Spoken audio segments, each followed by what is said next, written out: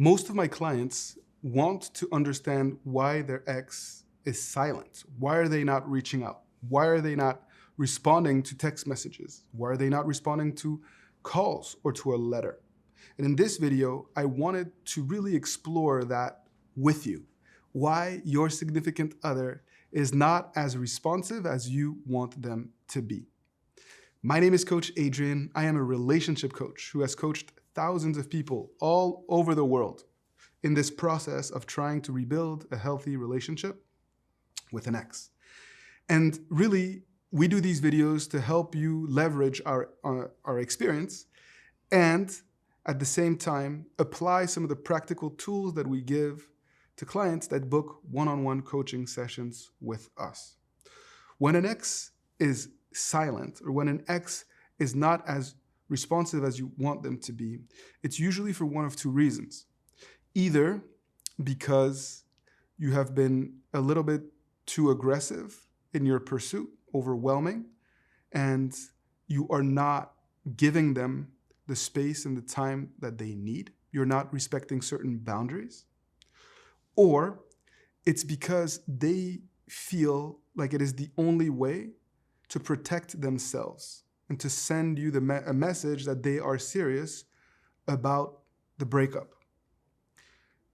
Most of our clients get overwhelmed because they compare their current circumstances and the way that their significant other is engaging with them to the height of the relationship, when things were good, perhaps the very beginning of the relationship, or when your significant other seemed to be, really seeking your validation and your attention. And so you're thinking back about that dynamic and comparing it to the, very few words that you're getting from your significant other now, or perhaps the cold shoulder or the negative behavior that they're conveying, and you lose patience. You are afraid. You see that this is trending in a negative direction, and so you panic or you continue to take steps towards them. And most of the time, based on my experience, that is when most of the damage happens. That is when most mistakes occur. After the breakup, when your significant other is trying to pull away and you start to act desperate.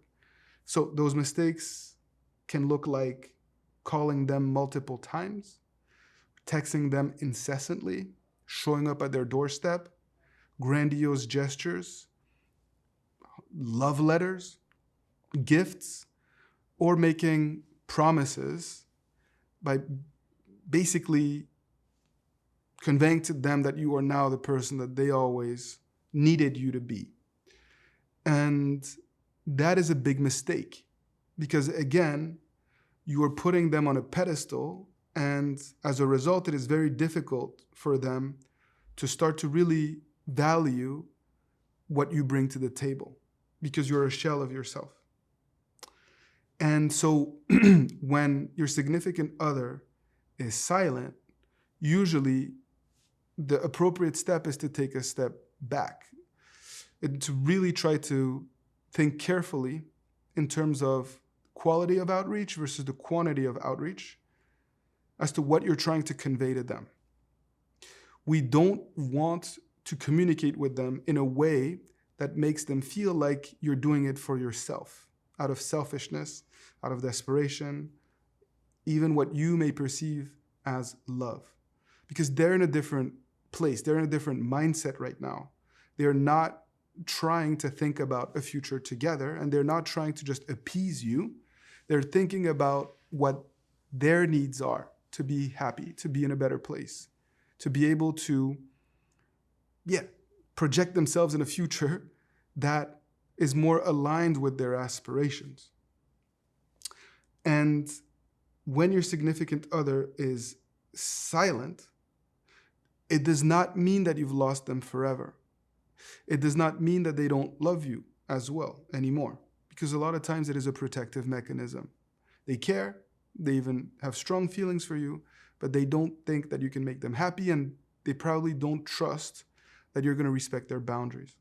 So it's very important for you to, one, show them that you can respect their boundaries, and two, show them that it's not all about you, that your approach is not selfish in nature, but really that you're capable of uplifting them without putting yourself down.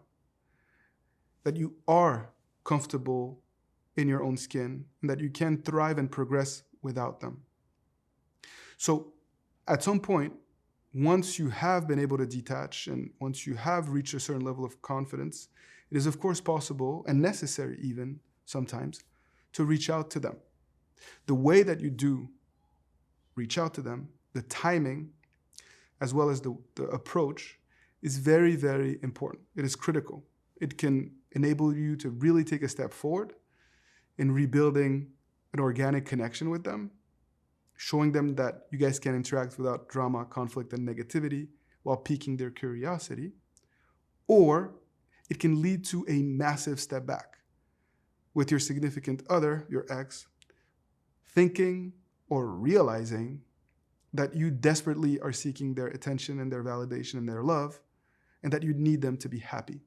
It puts a lot of pressure and a big burden on their shoulders, and they're going to be really repulsed by that type of approach. So it's important to make sure that you've done the work, that you've on yourself, right? That you've been patient, and that you're not reaching from a place of desperation and vulnerability. Otherwise, you're going to find yourself having to be even more patient. This is a philosophy and an approach that has worked for thousands of people around the world. And it's important for you to make sure that you take the time to apply this advice to your day-to-day reality and to your circumstances, and that you don't lose hope until you've done everything that you could to be that person that you know you can be. My name is Coach Adrian, and this is Love Advice TV.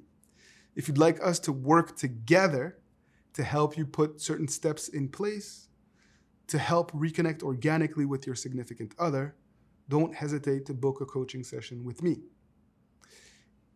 If you feel like more support is needed, we have all sorts of programs, experiences that you can leverage, and we are here to help. As always, thank you for tuning in. Keep fighting the good fight, and see you soon.